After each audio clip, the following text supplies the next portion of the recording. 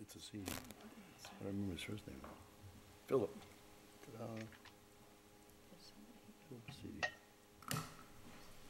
Very good. Okay, everybody, we'll get started. Are we okay to go on that end? Yes, I think we are. Okay. In accordance with the requirements of the open meeting law, please be advised that this meeting is being recorded and will be able to be found on Lunenburg Access YouTube channel within 24 hours after the meeting. The following information is provided for members of the public that would like to participate in the meeting remotely. To participate remotely, follow the link, or from a telephone, dial the toll-free number. The webinar ID number is 766-316-7607. If you have not registered with Zoom, you will be asked for your name and email address. No participant ID is needed, just press pound when asked. Yada yada. This meeting and hearing will be held in person at the location provided on this notice. Members of the public are welcome to attend this in-person meeting. Please note that while an option for remote attendance and/or participation is being provided as a courtesy to the public, the meeting and hearing will not be suspended or terminated if technological problems interrupt the virtual broadcast, unless otherwise required by law. Members of the public with particular interest in any specific item on this agenda should make plans for in-person versus virtual attendance accordingly. And we'll start with a roll call with everybody at the table. Tim Wilsmer. Karen Menard. Carol Ashambo. Gerald Reed. Debbie Lincoln. Pete Lincoln. Evan Waters. All right, Josie Gilchrist. Dick Mayu. Kim Duffy. Okay. Are there any public comments? Josie, this is Debbie Lincoln. If I could speak in the role of the public here for a minute, would that be okay? Absolutely. Because I know some people have to leave early, and I'd like to address this now before they have to leave. You had passed out at, I think, the last meeting, a copy of the charge for the master plan, and I think this might address some issues that may have come up on your part as well. It talks about how we should have a clerk, which we don't have. And we can't vote on one tonight because it's not on the agenda, but I think it needs to go on the next agenda. And following up to that, I did a little digging around on the lunenburg.gov website for us, and there are minutes from all of our 2003 meetings, as well as 2 from 2004. And they were 2024, sorry, 2024. And they were, I know, they were submitted by Jane L. Ranley, minutes clerk. And to my knowledge, we have never had them brought to our meetings. And I asked the town clerk, because I'm a clerk for another committee, how that worked, and I believe, and it was confirmed, that they're not supposed to be on the town website until we as a committee have approved the minutes. So I think what we would need to do is put this on the agenda, have everybody go and find those minutes and have them approved at the next meeting so that we are legitimate. And also, what I found on the website is that it's not consistent, the people that are listed on this committee, with who are getting the emails from you. So I think we need to firm that up too as well, because I think one of the reasons why we may be having a quorum problem is because it's not clear who's actually on this committee versus what the town website says versus who's getting these emails. So if we could get that all firmed up, maybe for the next meeting, some of these problems might go away. So that's just my comment. I know we have a lot to do tonight to get through this survey, but I think this needs to get firmed up before we go too much further. So thank you. Okay. So Jane Ridley was, I believe, brought on by Adam Burney when Adam Burney was employed by the town. And I believe that she did minutes for several other committees. I'm not certain on that. But she was not somebody that I had partnered with. She was here before I arrived on the committee. What she does is she formats the minutes by watching the YouTube videos after they're posted and sends them to me. And I posted those minutes with the town clerk before I even knew that we were supposed to review the minutes in the meetings before we post them. So those were done by my mistake, nobody else's, not Jane's. And we do need to review them. The reason that they're not on the agenda today is because it does have to be a quick meeting so that we can meet quorum to the completion of this meeting time. We have a couple other people that have to leave early. So we will put those on the agenda for the next time we meet. We also will have more time to meet in the future because we have the first Thursday of the month back, which is the date that we had all decided on originally. And so I scheduled that, I kind of pre-scheduled that with the town clerk so that we have dibs on that day. So that should help with everybody's schedules. That's the time we picked when we all joined the committee. That'll happen in June. We'll review the meeting minutes on that date too. And then there was another, could you elaborate a little more on the email list that you were talking about? I've actually got it open. So this is Karen Josie. Debbie, tell me if I'm right in this. I'm looking at the list right now. Pete's not listed on there. Right. And Richard Birch from the Conservation Commission is, and Jen Duffy's not on there. Kim Duffy, rather. Sorry. And there's a Richard Harris listed somewhere. Nope. He's on the lists don't match, I don't think. Okay.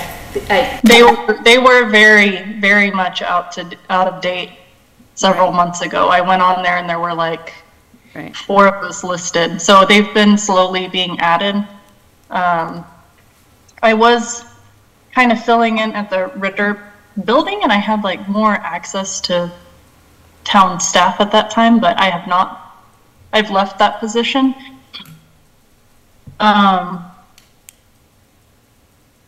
So what I'll do is I'll just ask Kara, who is responsible for the website additions, if she can add Pete and Kim. And it's just a matter of adding them and their emails. And there's a Richard Harris? Is the only one that's on here. I have Richard Mayu on here. I don't have anybody else on there.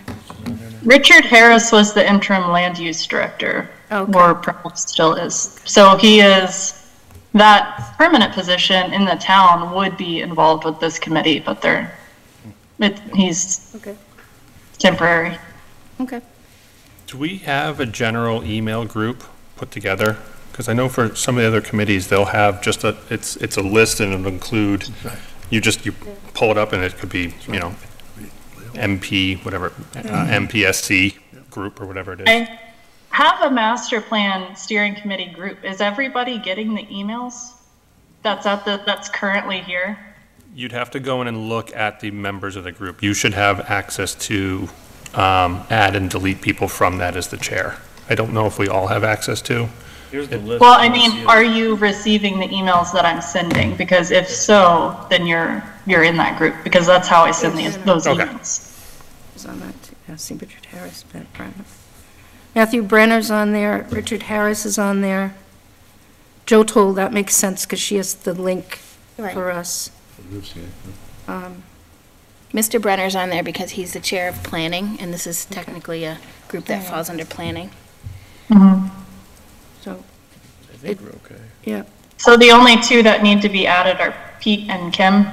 And then there was, I think there were 2 representatives from the Conservation Commission, and I took one of them off. So Debbie, when you checked that list, were there 2 Just one. conservation? Just one? Just one. And Okay, is Richard Bursch still part of this committee? he should be. Yeah, he's a member of the committee. Okay. The thing is that the committee is so large, and it was supposed to be 15 members. We're supposed to have a representative from the Zoning Board of Appeals, which I've reached out to a couple times as well. So if anybody has a contact there, to get a full committee, we need a member from the Zoning Board of Appeals to represent that group and 2 other members at large. I'm curious why a member of the AgCom wasn't planned to be a part of this officially. That I don't know. I wasn't here when the committee was formed. But Matt Brenner was. I can reach out to him for an answer. Yeah, it just seems like another, big important part of what goes into the planning of the town. So I was just curious. I didn't know if there was I don't reason. remember exactly why we made the decisions we did. I do know that Matt Allison was part of it, so the AgCom definitely had somebody there that could have vouched for it at the time. Okay. The other thing too is because we have 2 member at-large availabilities, just the same with you, Kim. You're from the Green Communities, but you're actually a member at-large on this committee. On this committee. So what could happen is we get somebody from the AgCom to just take a position as a member at-large. Yeah, because it looks like we have one more member at large open, right? We should have 2. 2. Okay. 2 and 1 zoning board of appeals representative seat to fill. So I think when I spoke to Matt Brenner about getting a representative from the Green Communities Committee, he had suggested that we fill all of the member at large positions first, because I think the process in adding more seats to a committee is more elaborate. And this was just a more efficient avenue for that.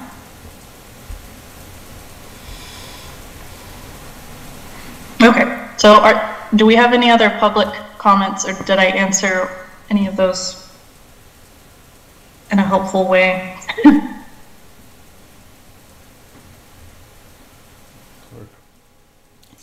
All right. We'll move on to the Plan Lunenburg survey. Discuss the changes and finalize and launch the survey. So, Fotini had sent Matt Brenner and I an edited list of the survey items, and I thought it was great. I took a look at it, and I think that Fotini will probably share that from her end.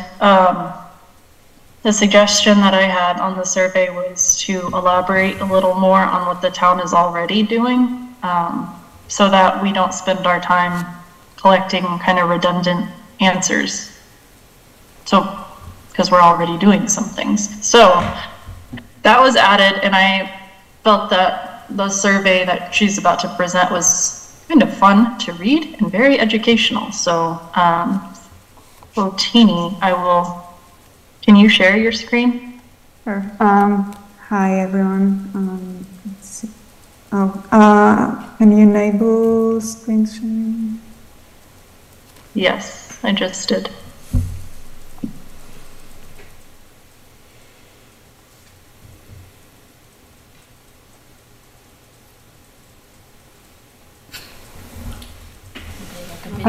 Is it legible, or should I zoom in?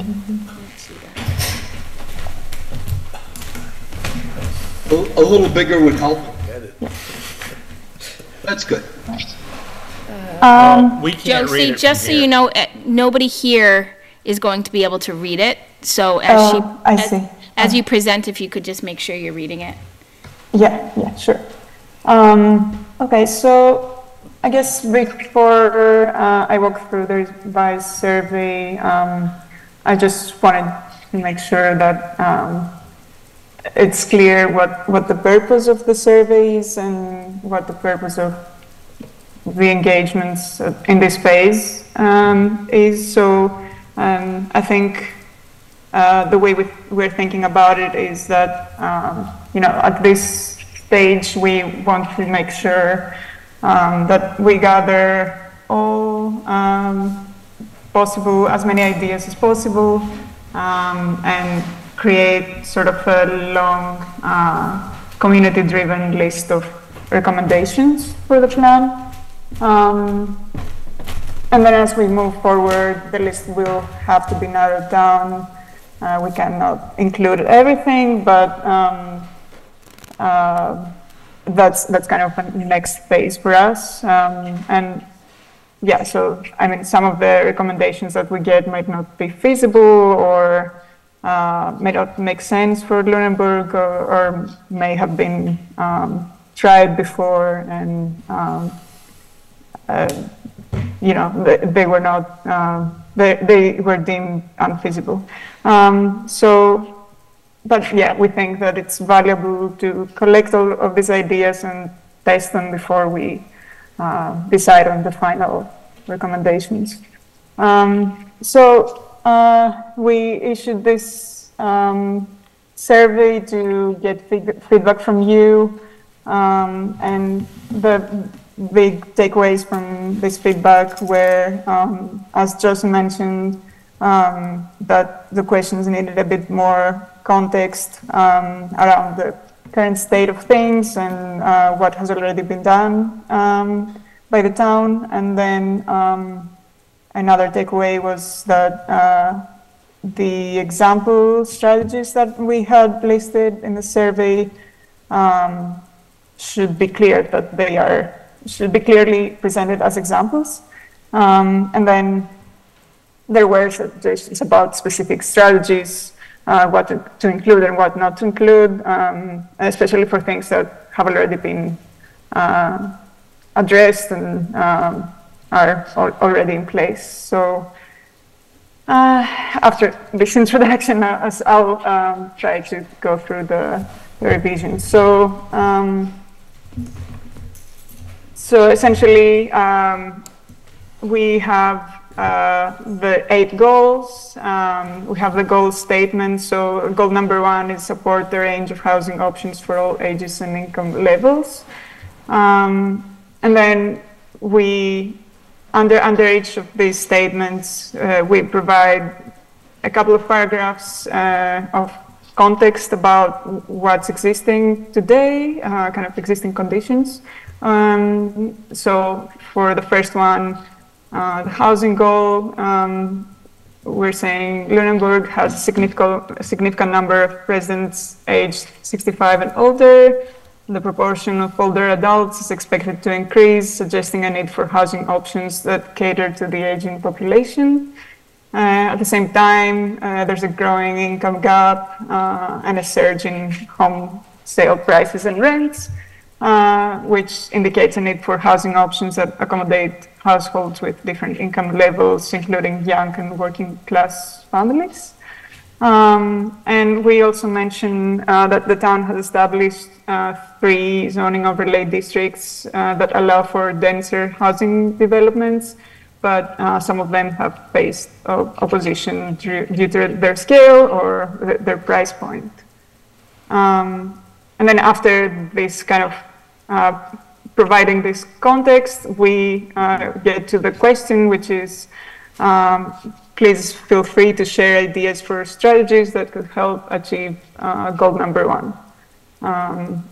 And then under that, we list example strategies, but we're super clear about that these are examples and not what we are proposing. So we're saying some example strategies might include, but are not limited to, the following.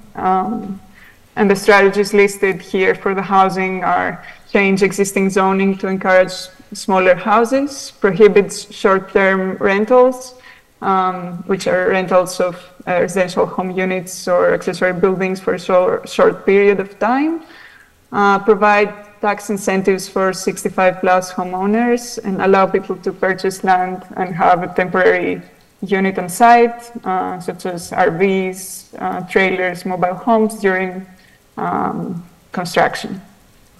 So maybe should I pause and get your feedback on this part before we move forward, because it's a lot. What do you think, Josie? I think that I tried to read it kind of from the perspective of somebody that hasn't been sitting through all these meetings, and it was very helpful to have that paragraph before, because it puts it in context of what it is exactly that we're talking about, and it makes it a little bit more engaging. So I liked it. Oh, Tina, could you scroll back up just to the main part of the question? So this is where we ask for responses, and this is just context, basically. So this is not asking any questions. It's stating the goal, and then the question is actually here. So. Okay, so we're not asking if people agree or disagree with the statement. We're asking for questions on how we implement that idea. Exactly. Yeah. Okay.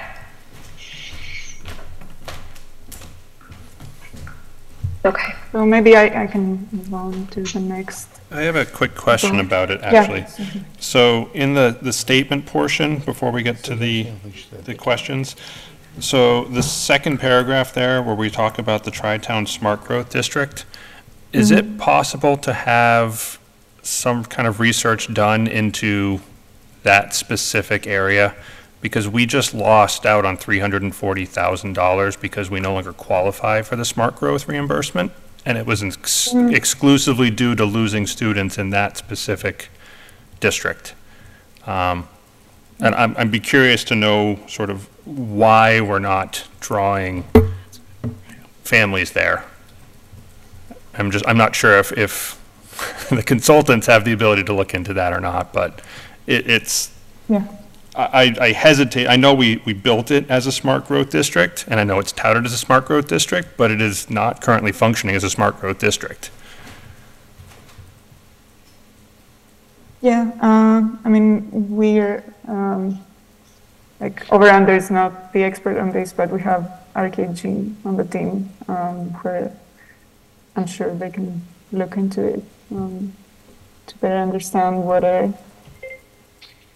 sort of, yeah, the constraints there.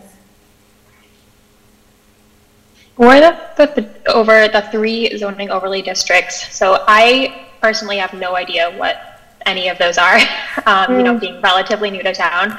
So like, it just makes me ask more questions, like, what are these? Is there a way that we can like make them be a link to something that's helpful? Yeah, that's a good point. We do have links to plans and policies, like further down, you'll see like the open space and recreation plan. So yeah, we can definitely do that, have a link to the code.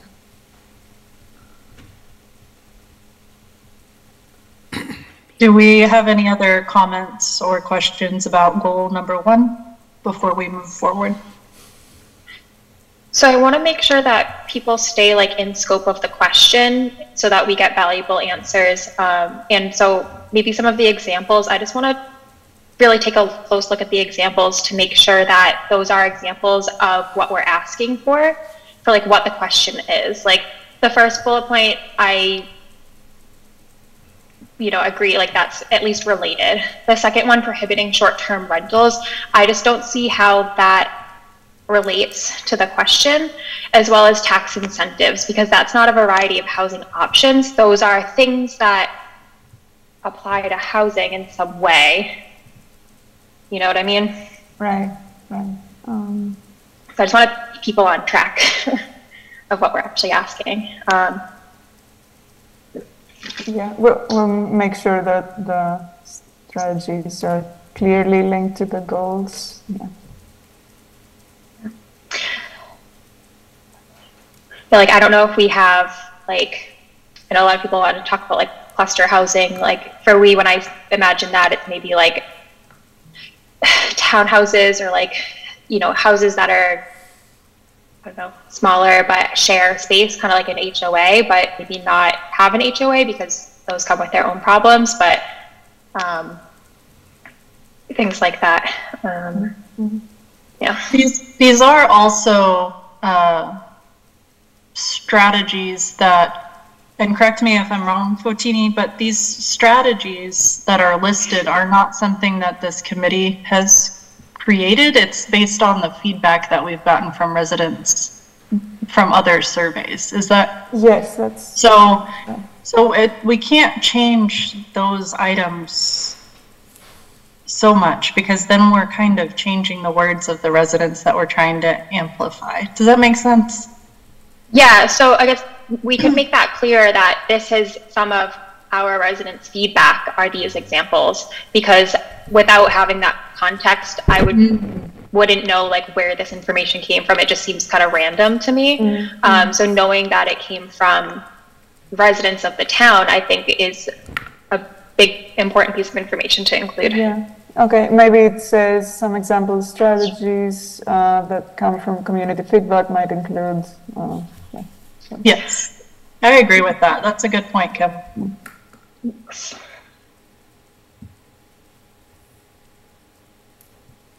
Okay, let's move on to goal number 2. So goal number 2 is protect farmland and support farmers. So we had a very informative meeting with 2 farmers. And so a lot of this context is based on the information that we got from them. So farming has been a significant part of Lunenburg's history. Farmland still represents a sizable portion of the town's land.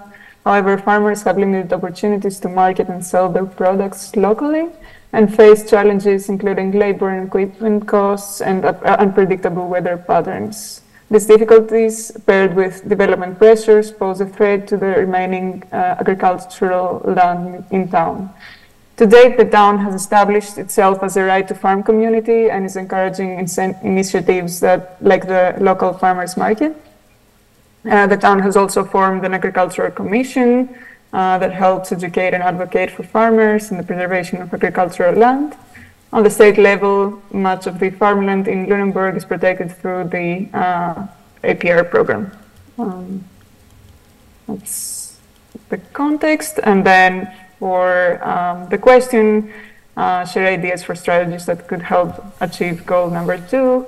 Example strategies, create a conservation fund to preserve farms, research state grants to support farms, reduce minimum lot size, currently more than 5 acres to qualify as a farm, provide channels for existing resources to farmers. I think that a lot of the points made from the previous question can be applied here as well. And should be kind of consistent throughout the rest of the survey, like a link to the Agriculture Preservation Restriction Program. Right. So folks have the opportunity to learn more there. But so maybe just like a full skim of this entire survey and put as many links as possible so that people have more background information. Yeah, I guess even when we refer to the commissions, we can have a link to the website.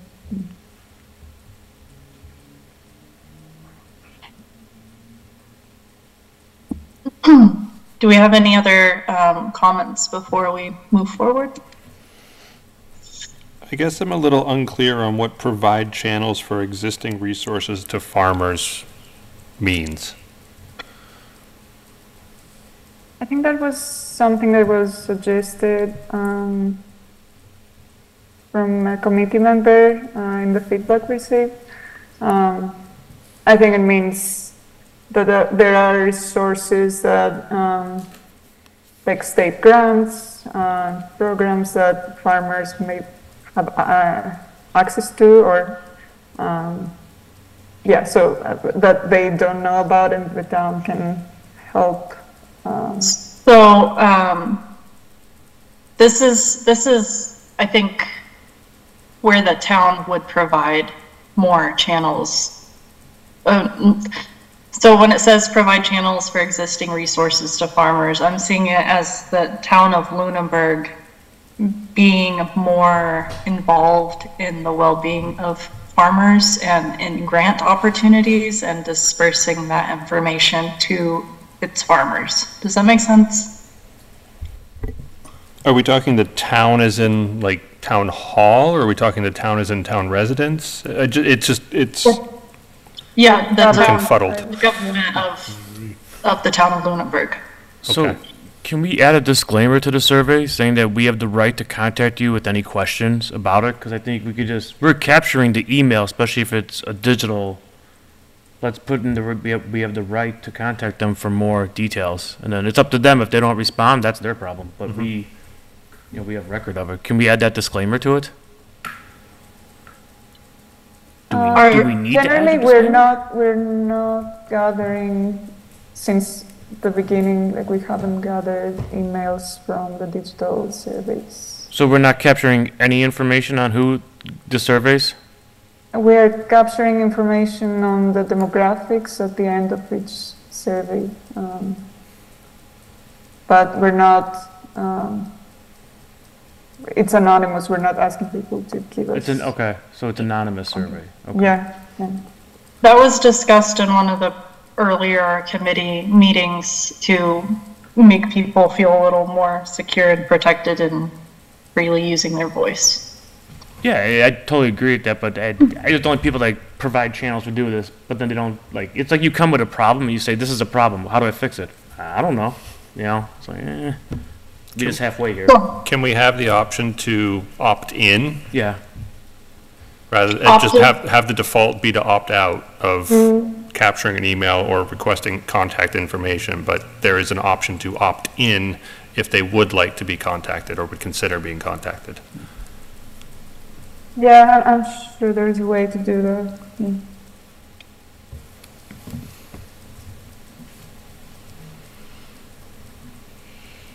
So it seems like a lot of these actions would be more towards what AgCom can do more for the town. Can you repeat that?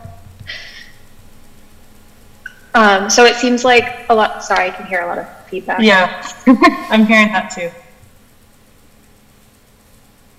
Is it better now? We don't have any. Oh, there we go. Okay, now it's better. So it seems like, oh, nope, it's still there. If you want to just go for it, we can hear you. It may be Okay. more for you. Probably.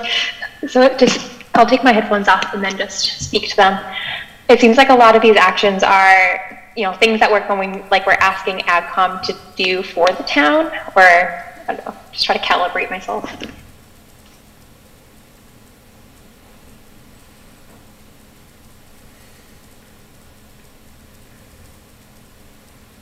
I would argue that it's for the residents and farmers, which I kind of feel like there's a lot of committees in the town of Lunenburg that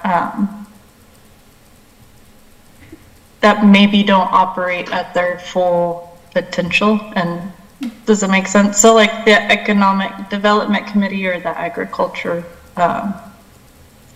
Committee, these providing channels for existing resources to farmers, I feel like that should already be happening.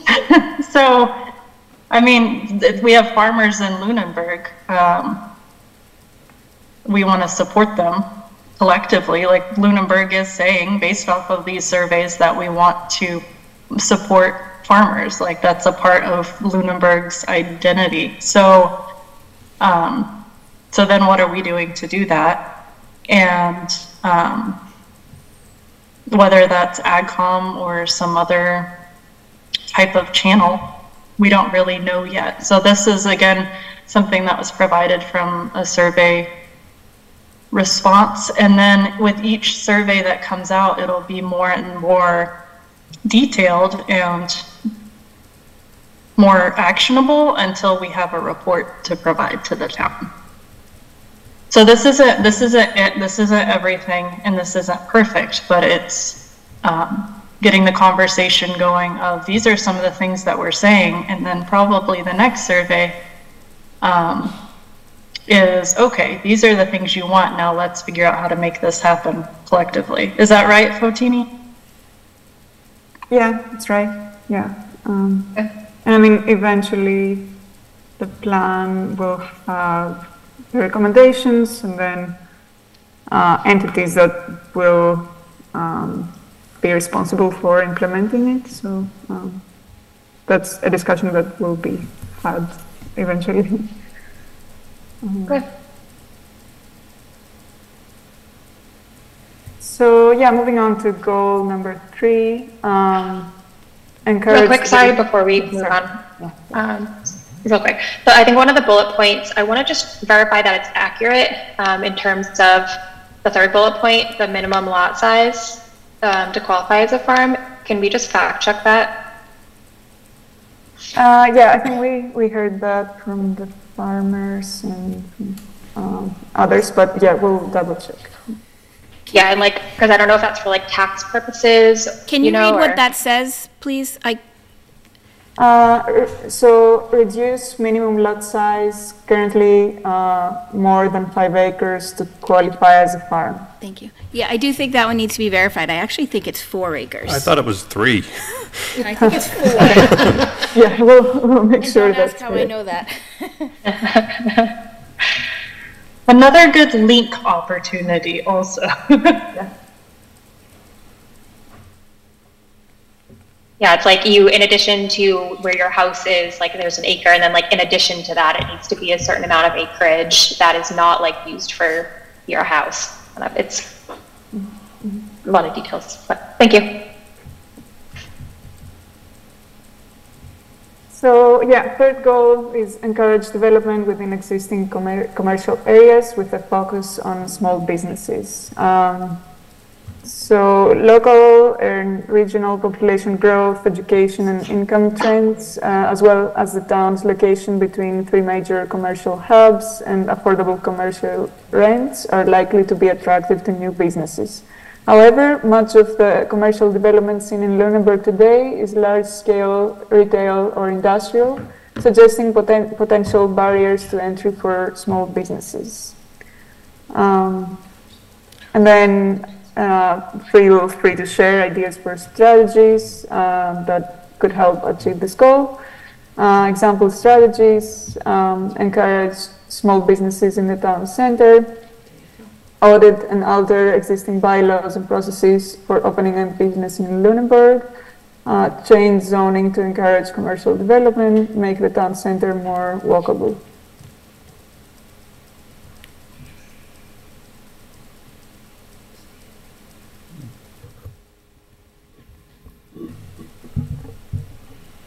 Could I say something?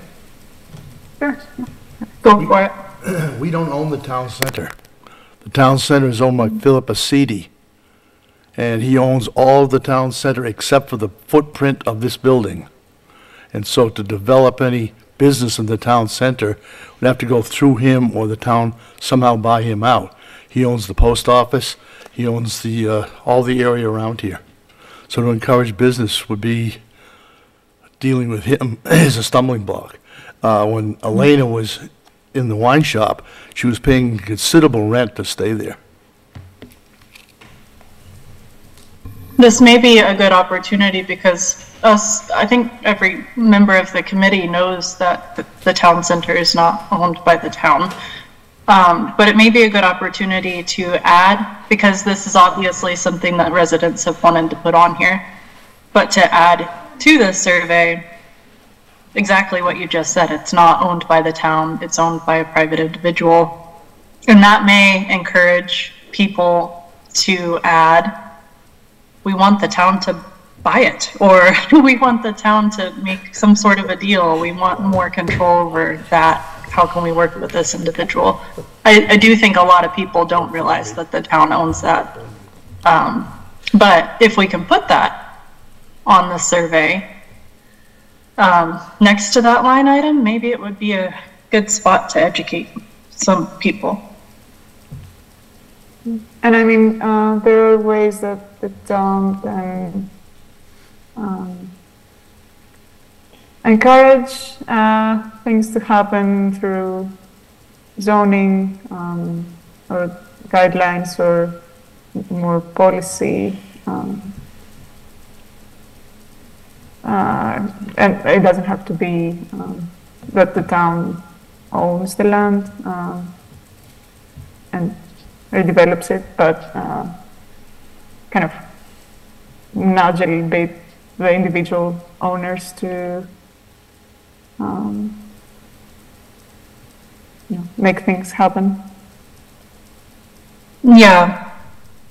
I would say one example of what you just said was there's a nice commercial building here in Lunenburg that has had about 10 different businesses try to come in and open up in that place. I know of 3 of them personally that have tried to go in, and the town's bylaws are in the way of them coming in. And it's one of them was this building's zoned as a professional services building, and a tattoo shop was wanting to come in and open up there. But the town bylaw stated that unless the type of service was clearly listed, that it basically wasn't allowed in Lunenburg. And the bylaw was created when tattoo shops weren't really a thing. So this tattoo shop inevitably can't open up in Lunenburg, and no other tattoo shop can. So I agree with that there are ways that inevitably it is up to the private commercial building owner to determine what kind of business he wants in his building. But in this particular case and in other cases, the town does get in the way as far as that.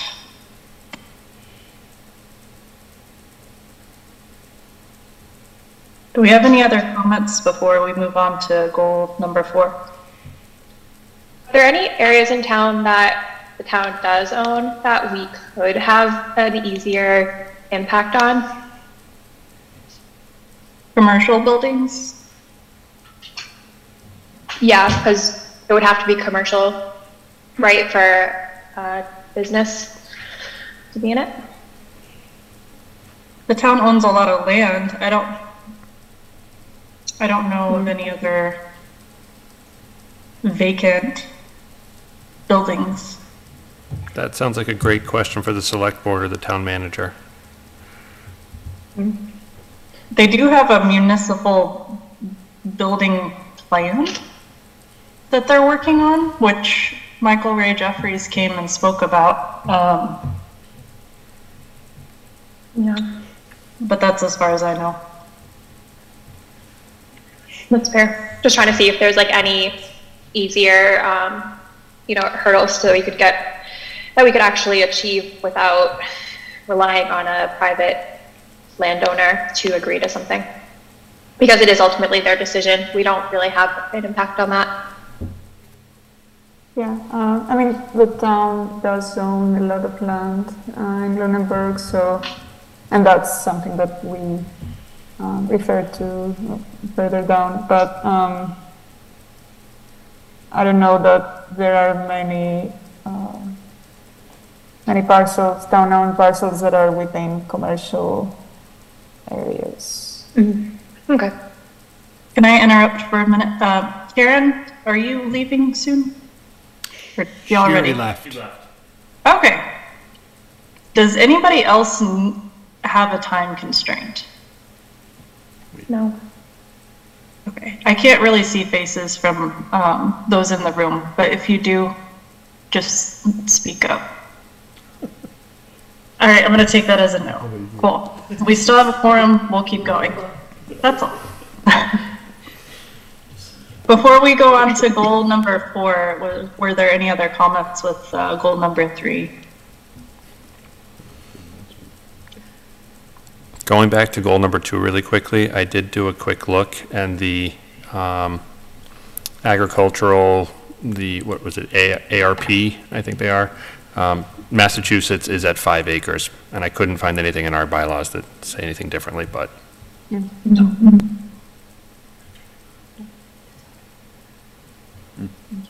Thank you for doing that. Sure. So can I move on to? Yep, go for it. Okay. So build upon efforts to improve natural open spaces and recreational opportunities. So Lunenburg has recently completed an open space and recreation plan, which outlines community goals and actionable recommendations for the future of conservation and recreational open spaces. The town offers a significant amount of conservation land, most of which is publicly accessible. However, conservation areas have different levels of accessibility depending on maintenance, parking, and universal access features. Publicly accessible active recreational opportunities are currently limited. The ongoing planning and restoration of Marshall Park will be an important addition. And going to the strategies, examples include a developed mountain bike trail network, develop a dog park, encourage new developments to provide access to adjacent conservation land, provide parking and improve pedestrian access to the town beach, provide public access to Lake Shirley, develop maps of the Cowdrey Conservation Area and Lane Forest trails, and create a trail to connect to neighboring towns. So I think there already is public access to Lake Shirley through land owned by the select board. Okay. Yeah, that was a recommendation from. Wasn't that done recently?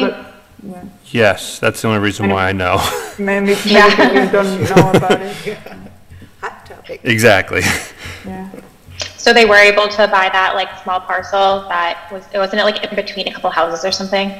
I don't know how it resolved. I just know that the select board does own land that is on Lake Shirley that is technically allowable by anyone in town to use. I don't know if they decided to put a boat ramp on there like they were talking about, but. Yeah, and like give it to parks or something. Right, or if they were going to give it over to parks. They decided not to do that, I think. But I do believe we have public access technically to Lake Shirley. And there's on the road that like you have to go through the marsh a little bit. But on Reservoir, I think that's the road. Can I say I think the operative word there is technically. Okay, I live on Whalum, and the town certainly has access to Whalum. There's a boat ramp, there's parking, etc. Access, the Board of Selectmen or the town owning some sort of a piece on Lake Shirley does not mean that there is really public access to Lake Shirley. That is, yeah, I'm not sure. The other thing I would say, though, I think there are maps. I have a daughter who comes and runs in the Lane Forest, and there are maps of the trails for people who want to go and run. Again, living on Whalum, you know, unfortunately, not sure where you would provide parking, any more parking for the town beach than exists. If you've been down Prospect Street, there's the shoulder that is there goes back to when the trolley ran along the lake. So there's not really, some of that is, you leave it in there, but it's not really a functional possibility. It's like misleading as to like what we could do. I think I've seen. Oh, go ahead. Yeah, I think I've seen like very preliminary study of I think the Montezuma Regional Planning Commission has done that study for walkability and parking in Lunenburg, and they had some layouts for additional parking in that area of the town beach, which I think was kind of moving the the road a little bit to the left and adding parking there. But yeah, I don't know. I think, as I said in the beginning, like we're at this stage, we're kind of trying ideas out and receiving ideas, as many as possible, and then we'll narrow down and see what's feasible and what's not.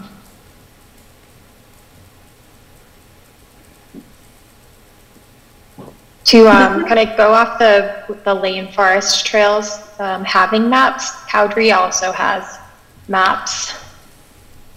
So I don't know if that's one that we should just remove entirely, because we do have those. I wish we knew a little bit more about what people were thinking whenever they put that, because I go walking on the trails and obviously they have maps, but are they talking about like a brochure type thing that you can find in the town hall with a trail system and map, like an actual thing, like a physical thing that they can go pick up that shows them? Because I worry about deleting some of these things, and maybe, you know, we can't go back and ask more questions because of what was said before. We don't know who answered what, but maybe that solidifies. I don't know who said that. Was that Evan that suggested that people opt in or opt out for a contact for more? Anyways, but when they put stuff like that, it would be very nice to just reach back out and say, okay, you said develop maps, but there are maps on these trails. What exactly were you talking about? Because I don't want to alter it too much. And I think for that particular line item, it doesn't make sense that it's there because we have maps. But for this survey, it would be a very good idea to have that opt in, opt out for contact, because we should avoid that from happening again. Because that particular person's suggestion, we don't exactly know what they were talking about. It would be really nice to know. So before we delete it, but I think we kind of have to delete it because there's maps on the trails. Yeah, and we didn't include every single example of what people have provided here, so it's not like we're giving all of them except for this one. Yeah, okay. It's true.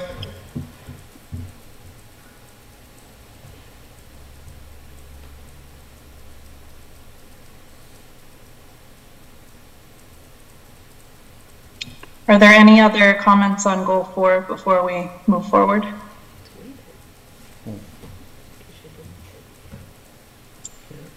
All right. So goal number 5 is support community gathering spaces. The town of Lunenburg offers a limited number of community events. These include the farmers market in front of the Ritter building, indoor and outdoor programming organized by the library, and different programs offered at the Adult Activity Center. The library and Adult Activity Center have significantly adjusted their programming in recent years to provide a greater range of services and events for residents. As the number of young children grows and the overall population ages, these organizations will face continued demand. The town is lacking spaces for small and large outdoor community gathering, the need for the latter becoming more pressing with the upcoming Lunenburg tricentennial anniversary in 2028. And in terms of example strategies, develop a town green in the town center, develop an outdoor space for large community events, develop a community garden, and provide indoor space for farmers / crafts market.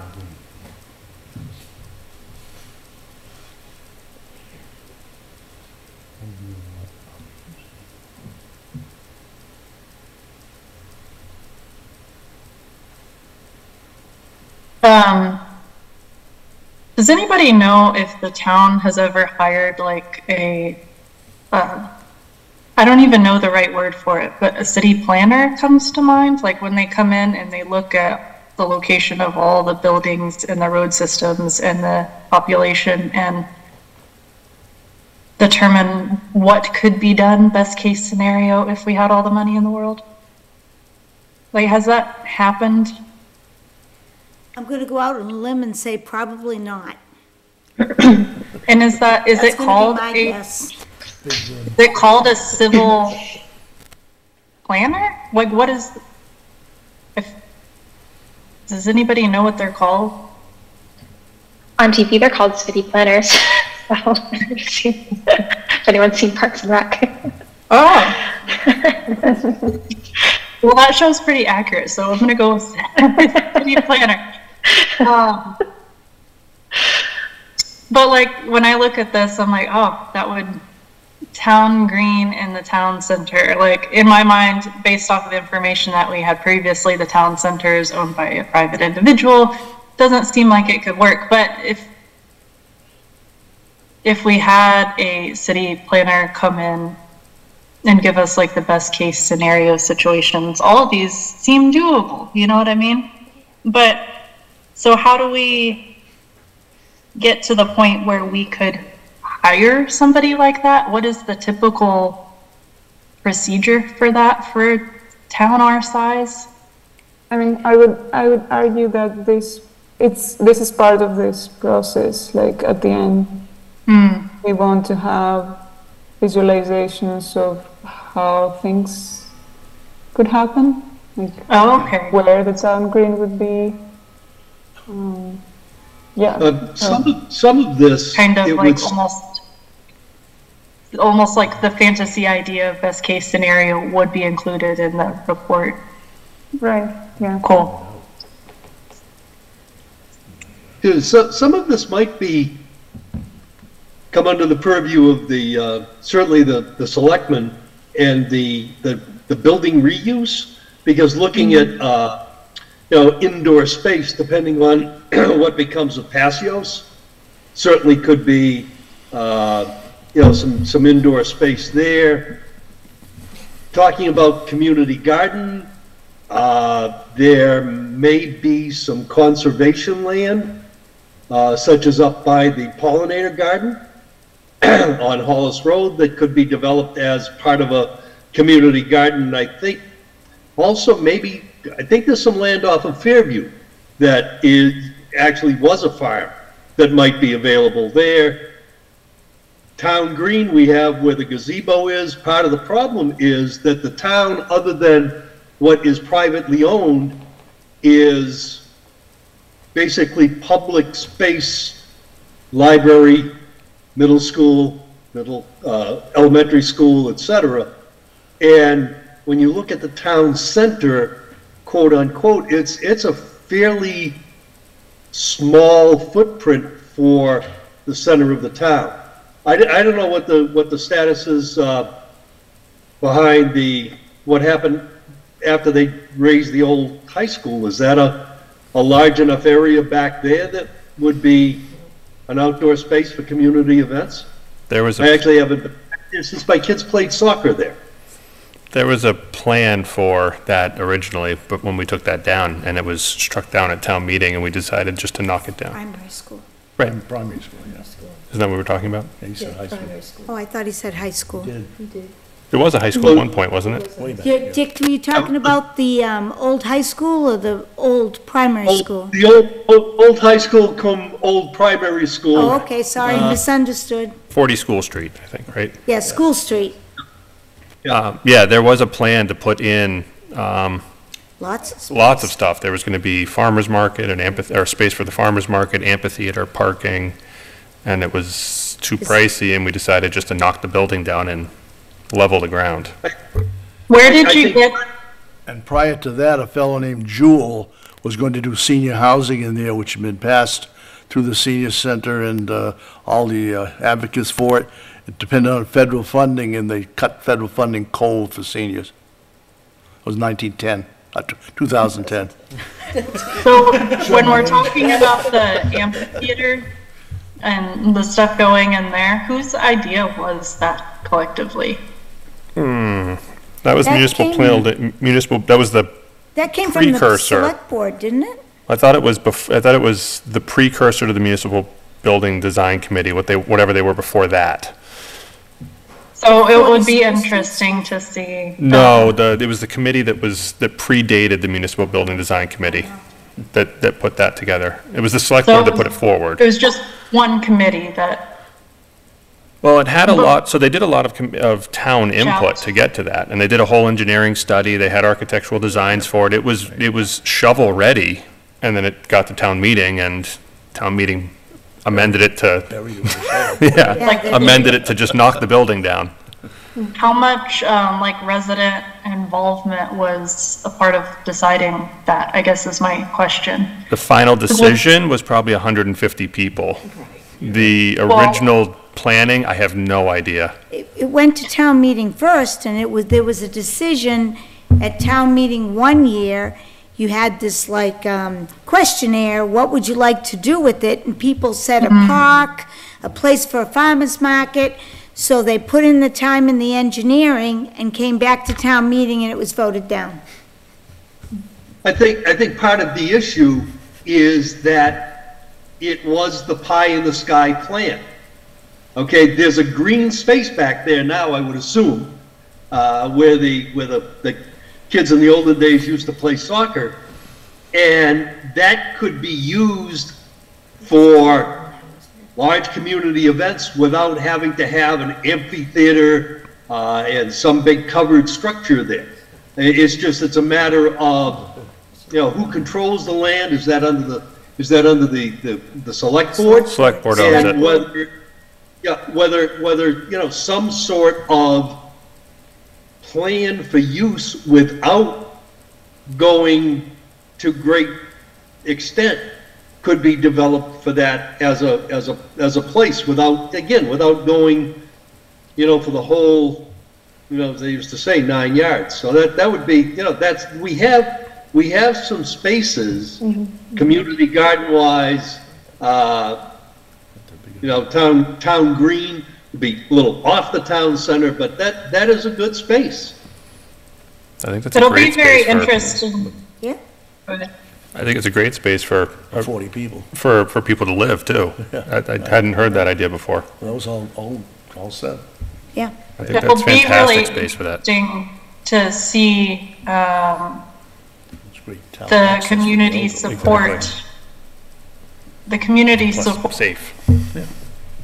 for the master plan comes to, because, so that was the reason why I asked what kind of resident involvement took place with the amphitheater idea, because that's like drastically different than the information that we're getting from this survey lot. Right. But it's about who is at the town meeting. Yeah.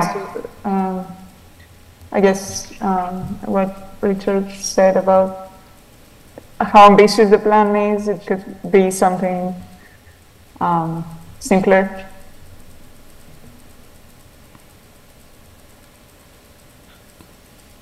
All right, do we have any other comments on goal number 5?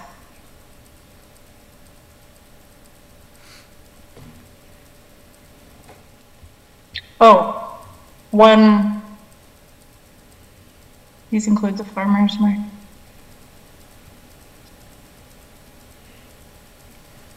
Have, maybe in the paragraph description, is there a way that we can add what took place at that town meeting with the amphitheater? Just to say, yeah, the town kind of tried to do something with it, but it was denied. Yeah. Was that was a fall town meeting? It was a special town meeting, I think. Yeah. Correct? Yeah, I think so. Okay, so that would probably be 2022? After COVID. Maybe 2021? That lets people know we've tried in the past. We're not just trying to neglect it, and we need you to be involved and see this through, basically. If you want it to happen, show up. All right, any other comments before we move forward? Let's go to goal number 6. goal number 6, optimize use of municipal buildings and properties.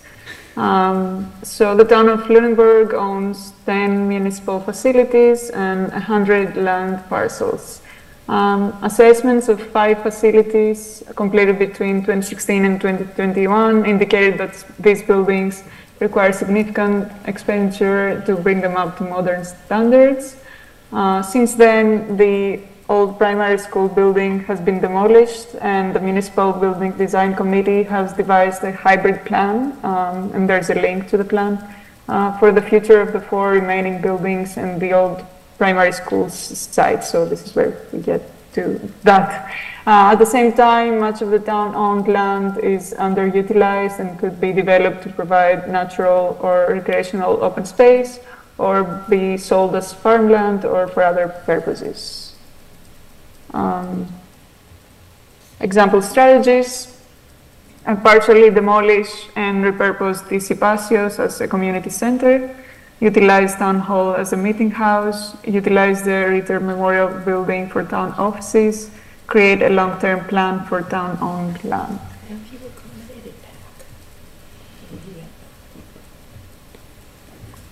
Well, your first 3 bullets there are what's in the hybrid plan, basically, Right. for municipal building. Yes, yeah, I think we wanted to kind of align with that and see if people have different opinions. And Ritter is presently being used for town offices. Yes, but the Correct. the hybrid plan talks about adding an extension onto Ritter, that the main portion of the Ritter would be used for school offices and a school program, and that the backside would be like all the town offices, the new annex that they would develop. That's what's in the hybrid plan. Yeah, maybe we should be more specific here.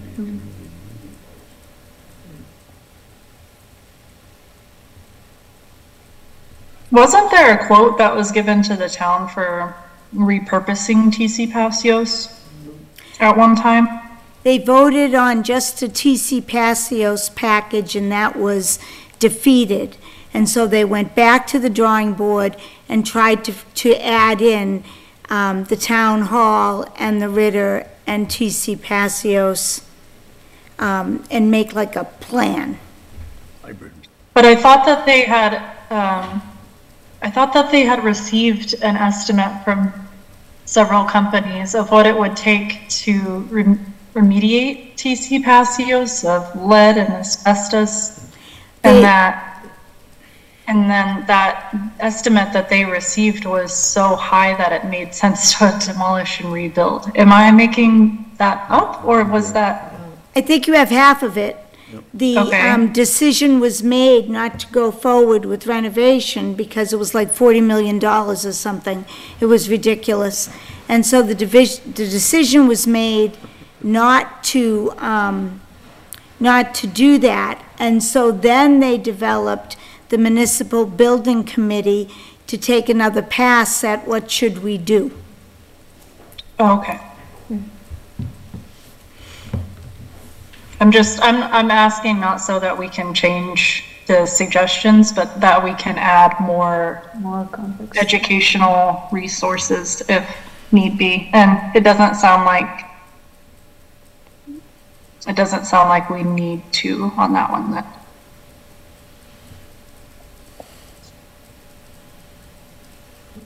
As a member of PAC, I can tell you that the studio in Paseos currently is unusable, and the studio is going to have to be moved to a different room in Paseos. But the plan I heard was to demolish the back wing of Paseos, and the part that's being used for storage and for the food bank and for voting and PAC would remain, at least for the time being.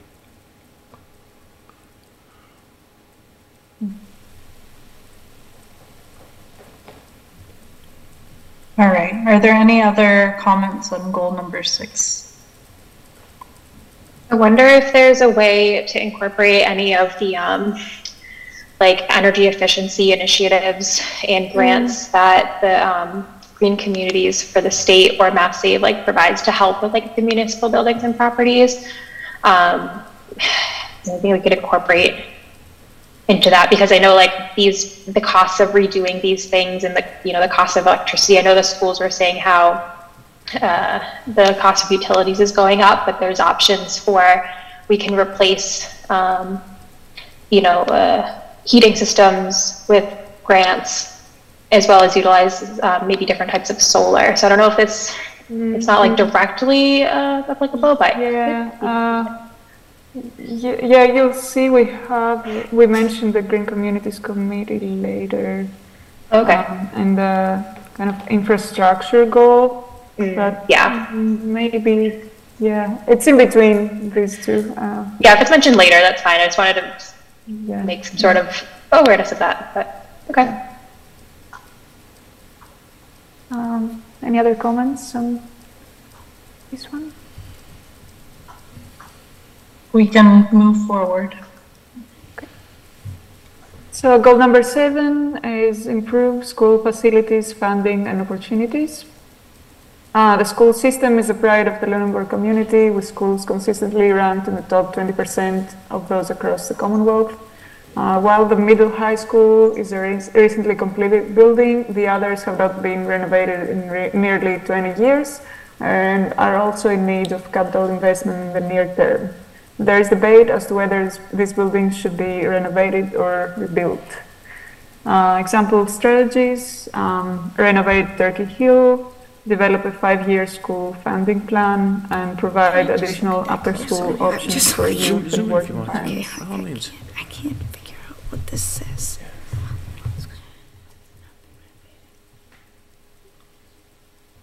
Do we have any additional context for the last two, or is that just? Can I just state that the middle high school is recently completed, however, in much need of repair, and that the primary school is nearly 20 years old and does require some investment at this time, but the only building that's in any kind of consideration about renovation or rebuilt is Turkey Hill. Right. And Turkey Hill has been mentioned in the municipal building plan. There is some discussion about that having to do with the town eventually taking that building.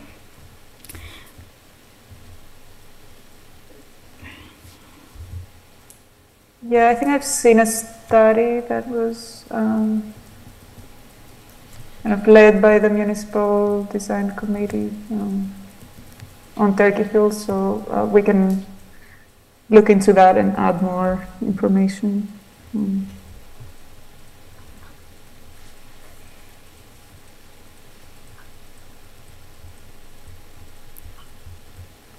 Do we have any other examples to add to the line item, develop a 5-year school funding plan?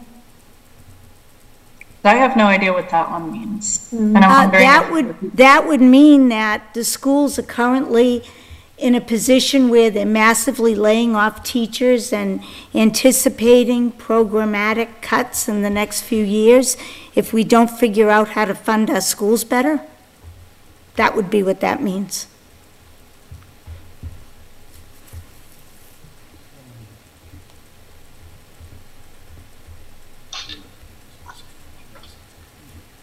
So how would we, I guess that may be another long discussion. I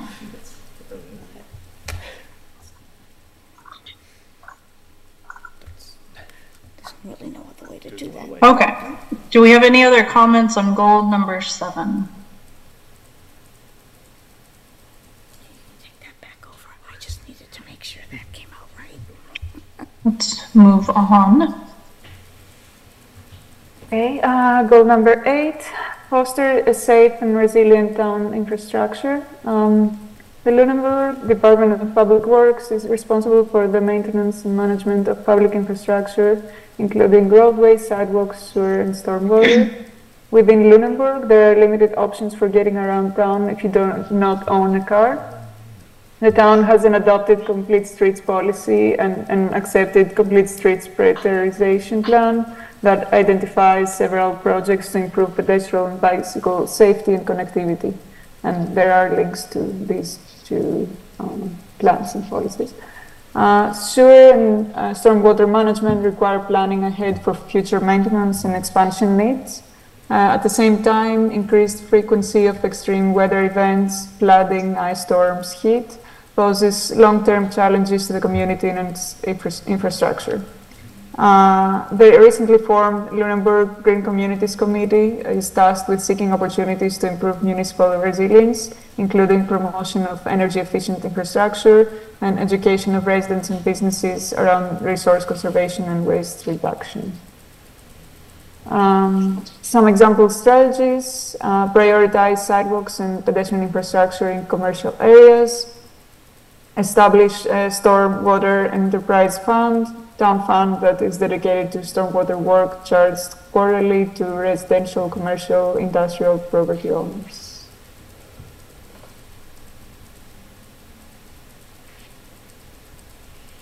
In the second paragraph regarding the Green Communities Committee, I would be interested in why it would be called recently formed and like what information would suggest that. Just curious. I don't want the town to think that it's like a brand new committee. It's been around since 2013, so they've done a lot. Okay, yeah. We got that wrong, I think. We thought it was no worries. 2021 or something. Yeah, sorry. No worries. Okay. 2013 does not feel like it was that long ago, though. You know, and you have to do math, at least 11. And then you do math, and then you're like, oh my goodness. My life is leaving. Do we have any comments on goal number 8? Or if you have any suggestions for additional strategies? Yeah, how come some of them have, is it just because this one only received 2 strategies on this survey? Or? No, it's a combination of the list we had and what ended up being things that are already being addressed. Yeah. I see. So, there might be others that, yeah, we should go back to the surveys and look if there are others that we could include here. This is kind of thing.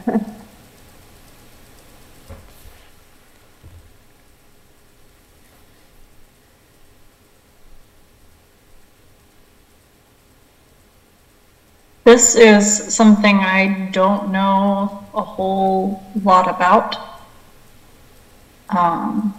So I don't really have many comments on this, aside from the fact that I would love to see sidewalks everywhere, but I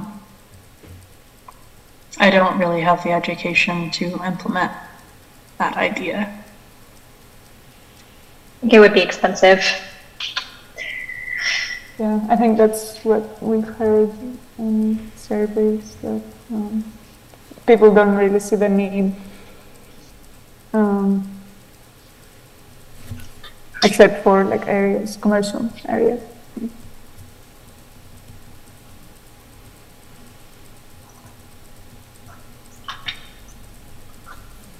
There was mention, and Carol, I think that you were the one that may have mentioned this several meetings ago, that the state would need to get involved with like a crosswalk in front of the high school going across 2A. Anything you do on a state road, the state has control over. So you can't put sidewalks on 2A or Route 13 without state involvement. And I know that we did some looking at sidewalks, and most of those state-involved programs include sidewalks on both sides of the road, and then bike lanes on both sides of the road. And around here, that means there's no room for cars on the road. So it becomes a little bit problematic, because we tried to initiate getting sidewalks on Route 2A east of the school campus, because there are none. And that was a no-go.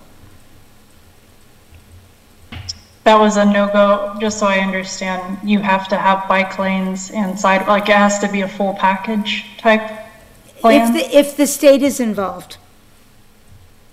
And on those roads, the state has to be involved, because it's their road. So that's, okay. In order to get state funding to put sidewalks on some of our roads that are not state roads that we are able to do, we would have had to get state funding, put sidewalks on both sides of the road, like for example, Northfield. If we wanted to put a sidewalk there, you'd have to put sidewalks on both sides of the road and bike lanes. There's no room for cars then. So it becomes difficult. Yeah. I feel like this is something that should be added in this paragraph then, if we're talking about sidewalks. Well, I think I would just put something that there are state regulations involving sidewalks on state roads. I mean, we can put sidewalks on the roads like suppose we want to put a sidewalk on Northfield. We can do it any way we want, as long as we're willing to pay 100% with no state help.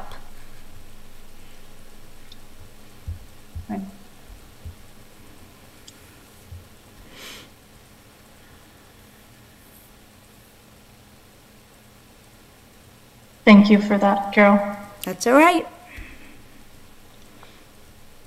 All right, do we have any other comments before we go on? Okay, let's continue. So, yeah, this concludes the questions. As I mentioned, there is always a section 2 that's demographics. We're asking about age, gender, race, household income, level of education, renter or owner, and current employment status. And that concludes the survey. Should we add in, just to be all-inclusive for this last question, student like full-time, student part-time? Because I don't know why we're like, so yeah, I'd be curious like what we're collecting this information for. And yeah, I guess. Yeah. What are we collecting the information for? Yes, so I think in what we've done so far, we've kind of, we've collected this information to make sure that we get a representative sample of the Lunenburg residents, comparing this to the actual demographics of the town. So like with this question that's up now, like we have the actuals from the town on that to like, yes. Is that from the census?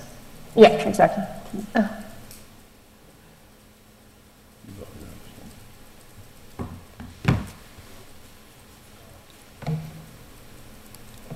Okay, I'm going to bring back the screen.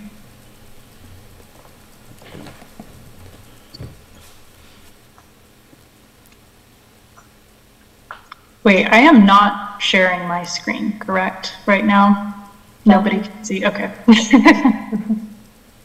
All right.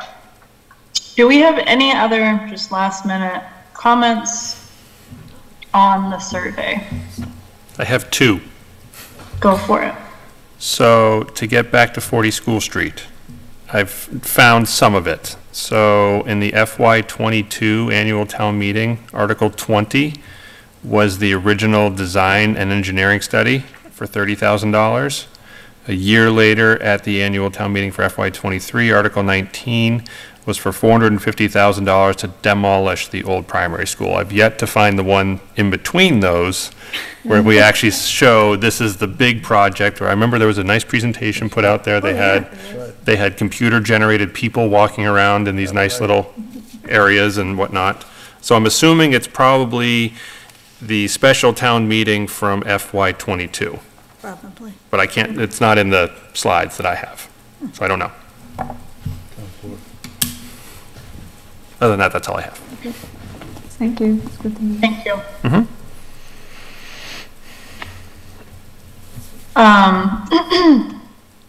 Is anybody not comfortable with launching the survey? Going once, going twice. Do we need Okay. do we need to vote on it? I have no idea. I don't think so. I don't think so. Sounds like a lot of work. It's a decision, right? So wouldn't be? I am at a loss with what we need to vote on and what we don't. So Same here. I just have one question. Are we gonna do the opt-in for the name and phone number for something on the survey? Are we gonna do that or no? Yeah, okay. I think we should just for more clarification, if we get a question that's like, I don't, like the maps thing, I would really like to know, rather than like just deleting it because we don't know. It would be great to at least give somebody a chance to clarify. So based on, go back to the topic of do we vote on it or not, with my limited experience of things, all decisions that we make in a meeting that hasn't been decided on that we don't vote on it, then we vote on it, just from my limited experience.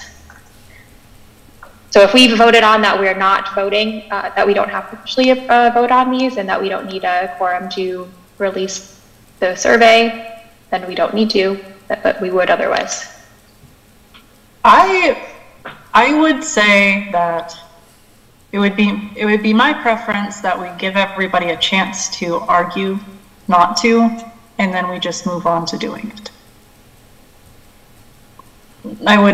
I would hope that everybody here is comfortable enough to speak up if the survey doesn't sit well.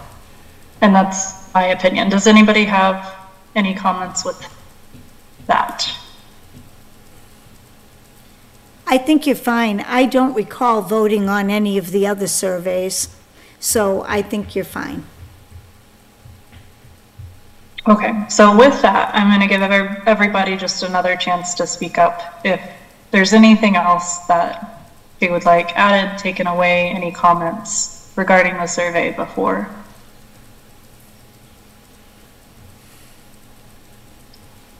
Okay, Fotini, I think we're a go for moving forward with the survey.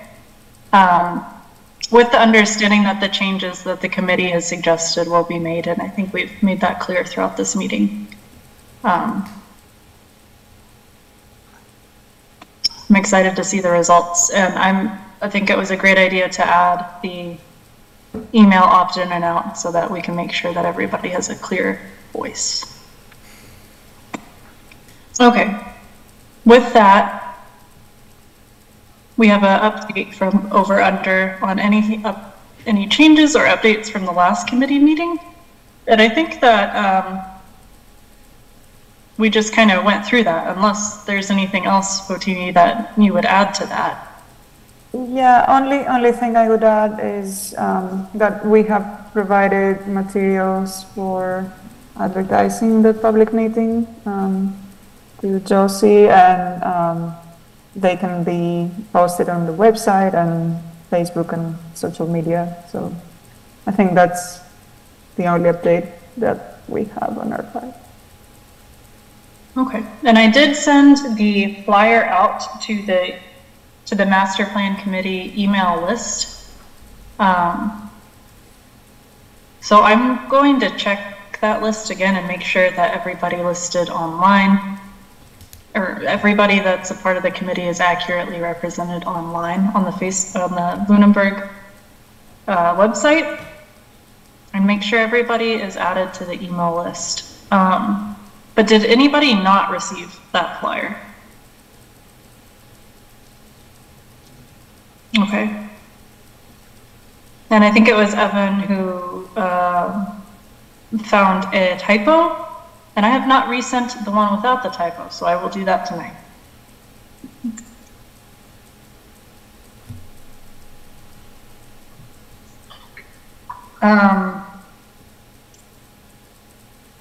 Let me check. Okay, we'll move on to the May 30th Plan Lunenburg public meeting. There's really not many changes there. We're having it at Smokestack Coffee Roasters from 6 to 8:30.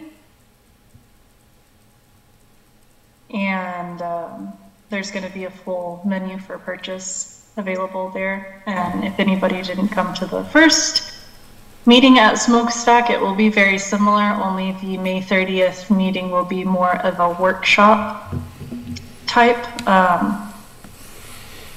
more data collecting rather than data sharing is going to be happening at this meeting. Right, we've thought through this a little bit, so I can update you on that. So, yeah, we were thinking that this would be mostly workshop style, so there will be very little presentation, maybe a 5 to 10 minute introduction about where we are in the process, and the rest of the meeting will be devoted to engaging the participants and with exercises. So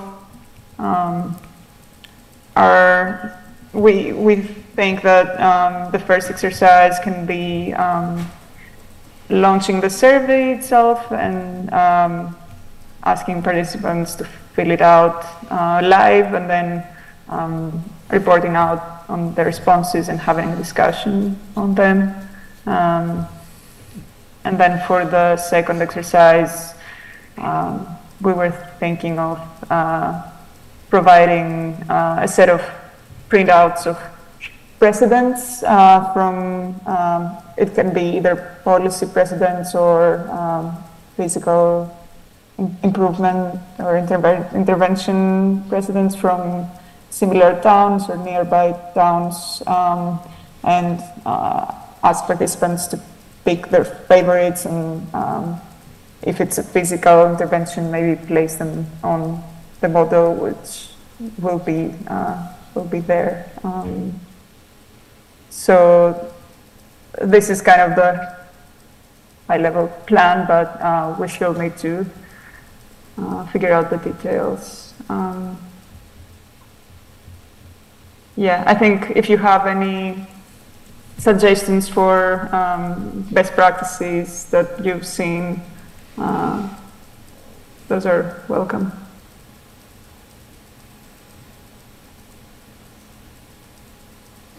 I think after looking at the survey, I may need a little time to think about it before I provide any suggestions for workshop. So what exactly, so you're going to be launching the survey, and then what would you say your goal is to walk away with? What is your overall motive? So I think, again, the idea is to like collect those recommendations and yeah, kind of end up with this long list of ideas. So same as the purpose of this survey. So this is kind of what we're thinking for this phase. Okay, so you're just looking for more suggestions for. Right. Because the survey will not be launched before then, so that's basically the start of this phase. So would it be fair to say that if somebody comes to the workshop, they don't have to fill out the survey, or if, you know, they fill out the survey, they don't have to come to the workshop? So the survey, whoever comes, they don't have to fill it out again. Yeah. So it's just an in-person replication of the survey that they're going. That's right. Yeah. Okay. I wonder. That's the first part of it, and then we're thinking that the second part will be more like providing visual sort of references for participants, so they can react to them and, you know, pick certain favorite ideas or. It sounds like the survey and the workshop are working together, because so they take the survey and they're just jotting down some ideas, but it sounds like the workshop kind of pulls out more. All right, you have an idea, how would you make it happen type workshop items. So the survey collects the information. Will you be able to see those results from the survey in real time as that workshop is going on? That's the idea. Yeah. I see. And then you're wanting the people there in person so that you can take that information and almost dissect it with them to find a solution to those problems, or to find an avenue to achieve whatever they put on the survey. Yeah, that's correct. How will people be filling it out in real time at the workshop? So we will provide the link to it, or we can have also physical copies. But I think if we're doing something like that's going to be a visual representation of the results, it would have to be fully electronic, and we'd have to provide people with a way to provide those answers, because not everybody has a cell phone. And I think if we have some paper and some electronic, it's not going to have that same like visual representation. Like at, you know, at work when we're filling out like survey things or stuff, like they have that like word blob where things get bigger the more like things that people say of that. So it's like I would, and that's a really great way to visualize how popular a certain topic is, and I just want it to be as useful as we can, and I feel like we should pick one method and make it really visually representative in a way, whether it's through bar graphs or whatever, like on a screen. So I wonder if that's a possibility. Yeah, I mean, I guess there are people who will, as you say, like they will not have access to cell phone necessarily. So does Over/Under have devices that you would bring and distribute, like tablets that people could use to take the survey if they don't have? We don't, but again, yeah, we could think through the specifics so it's accessible to everyone.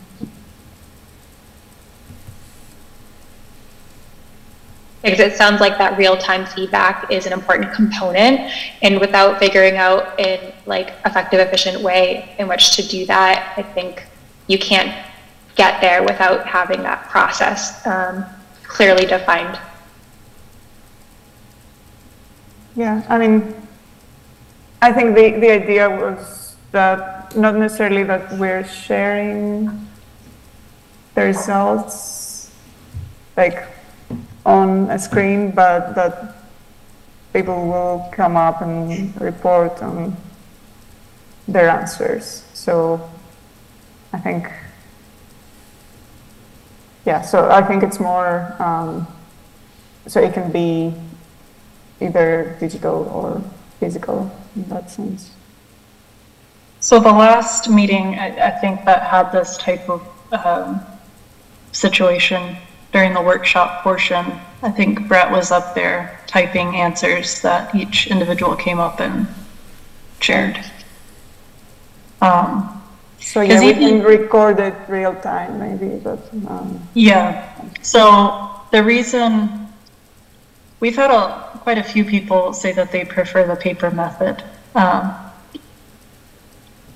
And so from the last round of surveys, I understand wanting to have the same method so that it can be consistent and efficient during the meeting. We received a lot of feedback over the course of the last several surveys from people wanting more options to take the survey. So paper, or being able to print it themselves, or a QR code. So yeah, so I understand both ways is what I'm saying. And I wish that there was a way to have almost like a kiosk available, but it's just not realistic for us.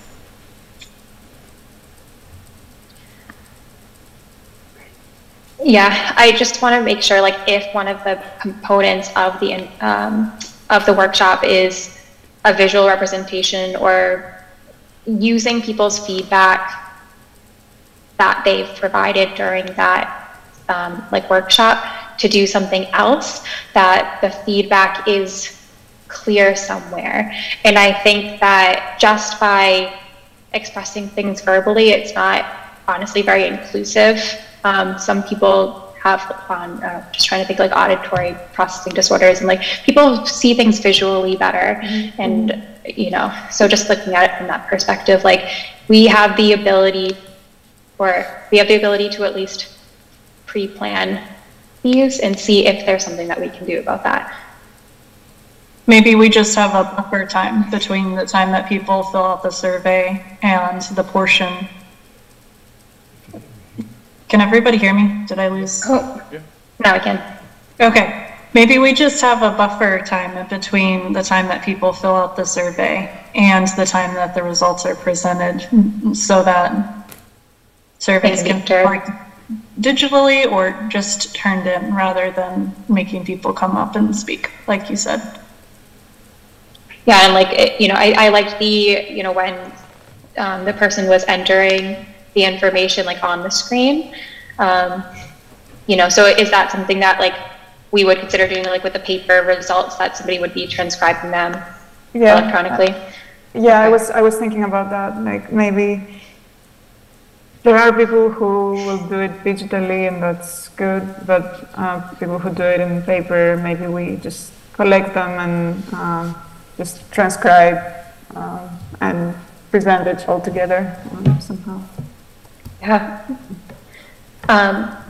The way that we present it when it's like electronically transcribed, is there a way to like incorporate it into that electronic data? That's like to kind of combine it? Okay, that's great. All right, wonderful.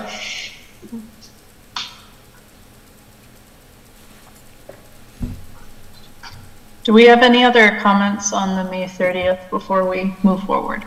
I just have one quick question about the time. If we're doing workshopping and it's sort of you need to be there at 6 o'clock, do we want to take off the 8 o'clock and just put start time of 6 o'clock? Just don't give them an end time, so they're not thinking, oh, I can drop in at any time, which obviously they can, but it would be more beneficial if they were there for the entirety, or at least at 6 o'clock to start. Sure. I wouldn't have even thought about that, so that makes sense. Could we put like an approximate duration that we expect that it could go towards, just for people like who may not have been to the last couple, because they last a couple of hours, just so people expect to know how long they should stay there for, or like they expect it to go? We could just make it clear on the flyer that says this is not a drop-in. Well, but at the same time, yeah, you're going to dissuade people from dropping in then. Yeah. I would say don't put anything on there. Just, it's like the meetings like we have here. We say it starts at 6 o'clock. It ends when someone motions to end the meeting. Obviously, that's not how it's going to work there, but I think if if you put any sort of a time limit on there, you're either going to dissuade people because it's too long, or you're going to dissuade people because it's too short, or it's just a start time and nothing else. That being said, is it going, do we publish agendas for these because technically they're public meetings? No, it's not a public meeting. It's not. It's not? It's not. It's not a committee meeting. Right, it's not a committee, it's not. It's a presentation type thing. Right, It's- because Available to anybody. we're not going to be there deliberating, so it's not, it doesn't have to be a posted meeting. No. Okay. To confirm. We could just share, just kind of like the idea of what's going to be happening during that time. Workshop, followed by presentation, followed by engagement, followed by whatever else. If we could include the goal and like what will happen as an outcome, I think that would be really helpful for getting people to go as well. Yeah, I think Yes, the flyer does have that.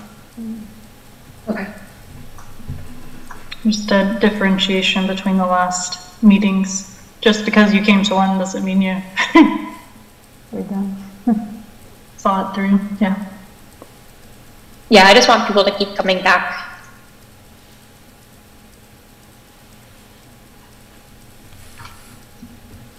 All right. Any other comments?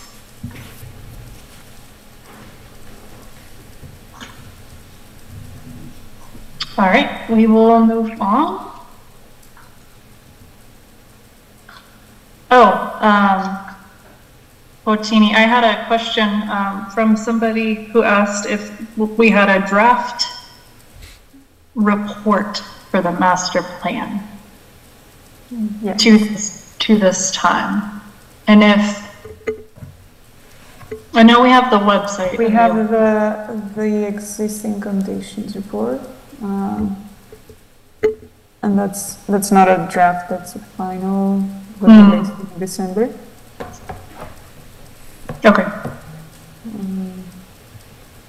We'll be working on the draft after this meeting. Okay, so. Or, yeah, I have to check the schedule, but I think, yeah. That's good. Soon, yeah. Okay. All right, we will move on to the committee comment, and I have a comment. Has everyone been This- sworn in by the town clerk? No, I don't think I have. Good question. I have to go. Forgot all about it. Wait, do we need to? Yes. Yes, yeah, you do. Oh, It's a committee. Yeah. It's every separate committee. We did ask. and Oh. Kathy Yeah. told We us did that mention it at the last Yeah, meeting, and and I we- totally forgot. We did Yeah, confirm same. that. Have to be sworn in. okay.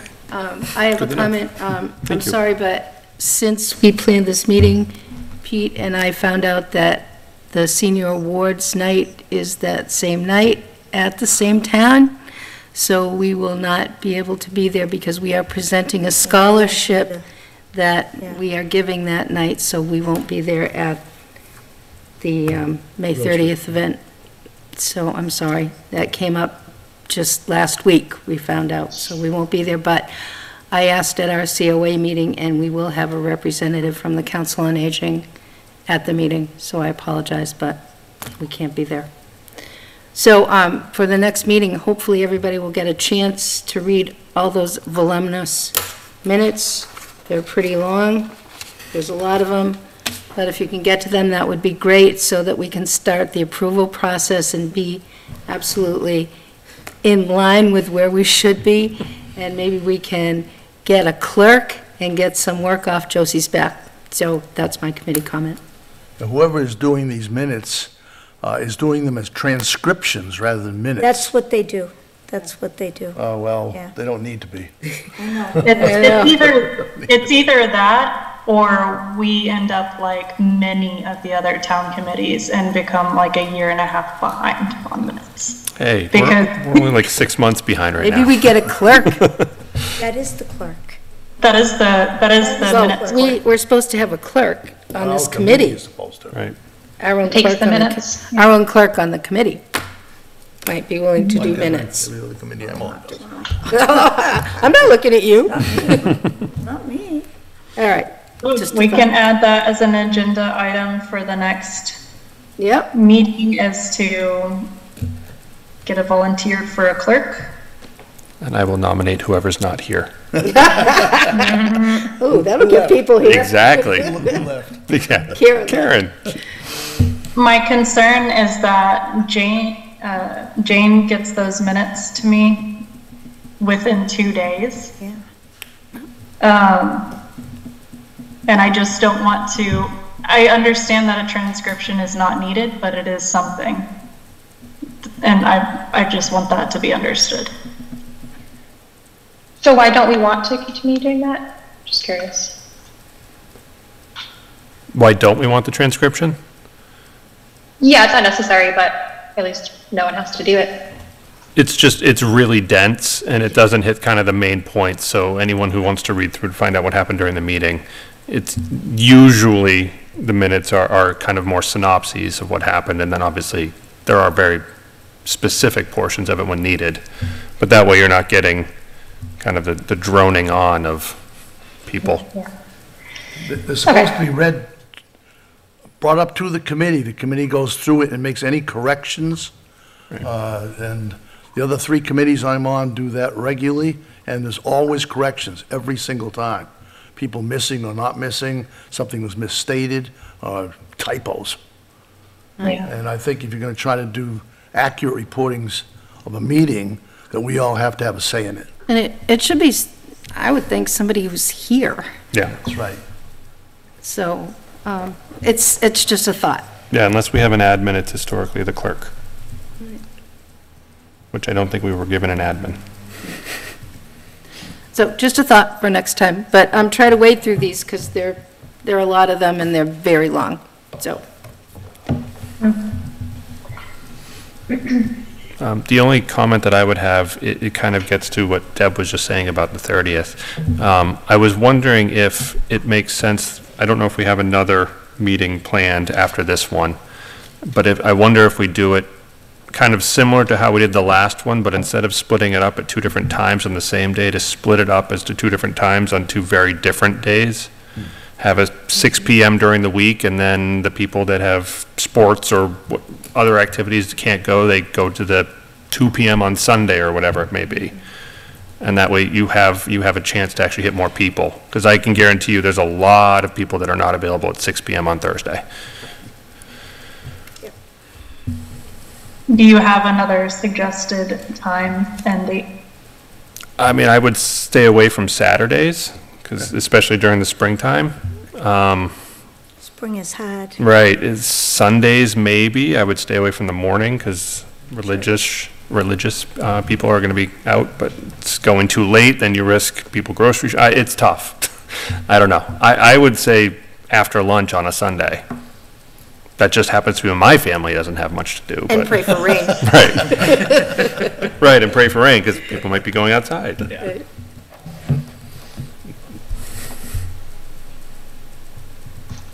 Okay. I think that I'm fine with that. If we want to do it on a Sunday, I won't be able to attend. But if we want to shoot for 1 o'clock on a Sunday, I can speak to Smokestack to get some available dates if they're interested in hosting again. I'm not suggesting we get rid of the Thursday night at all. Oh, I'm saying do no, both. in addition. Okay, yeah, in Yeah. addition to. I think the more opportunity the public has to get to one of these, the better. Yeah. I would just need a representative from this committee to represent. Our vice chair. In North Carolina. Our unnamed clerk. For 6 months. Okay, so Sunday at 1 PM is very different than what we have been doing, so I'm fine reaching out to Smokestack for availability for that to see if we have Potini, what is over-under's availability for that day and time? I will need to discuss it with Rami and the team. That's probably not a typical work day for you all. Yes. Yeah. It's not, yeah. Yeah, okay. So maybe speak to Rami and let me know Okay. what you all decide, and then I'll reach out to Smokestack after. Okay, so while I have you all here, our next, I think I mentioned, starting in June, we have the first Thursday of the month back. So 6 p.m. Thursday, Town Hall. What day? So far for the agenda, we have just kind of like a review of how that May 30th goes. D-Day. I will not be able to be here that day, so I removed my name from clerkship. Oh, Just came back to bite me, I just realized. Oh, you're in trouble. I know. I will not be here either on that date. Oh, you're really in trouble. I know. I will not be here either. Oh, well, Maybe that's not such maybe a that's good not a good day. idea then. You guys, no. Okay, It's this time of so year. we're back to having to find a time of year date that stuff. works for everybody. So I will send out Monday. a survey to see about Not available. Friday, please. No Friday. No Fridays, please. I second. I'm hearing a resounding no Friday, which I agree with because that's my only child-free night of the week, and I'm not willing to sacrifice that for you all. Thank you. Okay. So we'll scratch the June 1st. It sounds like our regular attendees are We not had something. going to be available. I'm actually going to be away from June 2nd to the 14th. So I'm going to say that maybe I just won't be here for the next one. I think it's important to meet shortly after the May 30th. So I'm wondering if somebody that, Tim, are you going to be around the first couple of weeks in June? I will be gone until the 2nd of June. After the 2nd, I'm here. So, Would you be? yeah. Addition to that, I was going to say that I can pick up the agenda and room booking duties. Okay. Would you be willing to create a doodle survey with your availability to lead the next meeting for June? Sure thing. Since I'm going to be away for a big chunk of that month. Yeah, that's fine. So are we back to the 6th or not? I could do the 6th, it's just I'll be over Zoom, I think. I don't think I'll need to go to the airport. I might need to leave early for the airport, but that's it. I can't do the 6th. That's fine. I'll put out the survey and we'll Welcome, get clerk. everybody's. I'm now gonna be on the meeting. Not doing that. Okay. Thank you for doing that. Tim. Oh, I know, I know. So for the agenda for the next meeting, whenever that will be, we have, calling a volunteer for the clerk, reviewing the minutes, update on the May 30th. Update on May 30th, which after the May 30th event, we'll probably have more items to add as we hear more from the residents. Are there any other agenda items that you all would like added for the next meeting that you can think of now, at least?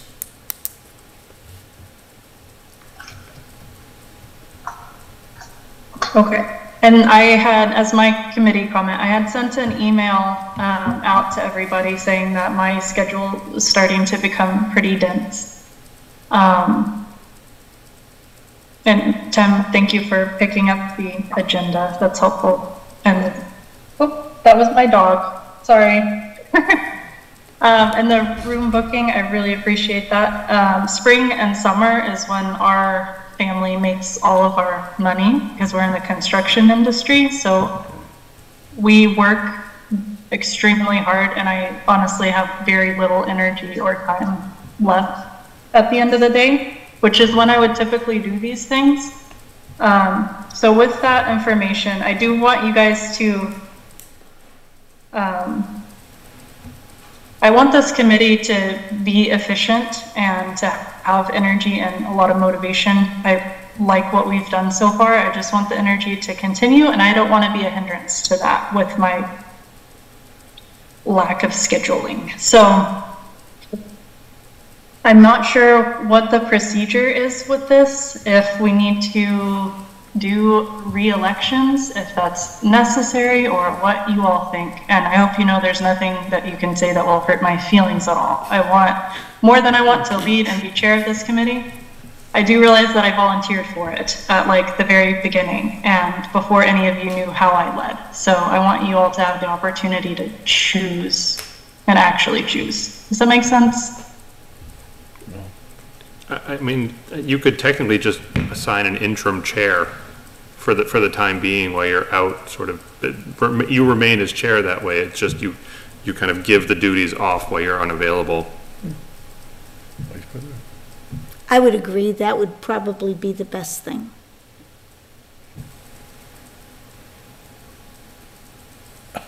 Okay. Tim, do you have the bandwidth to?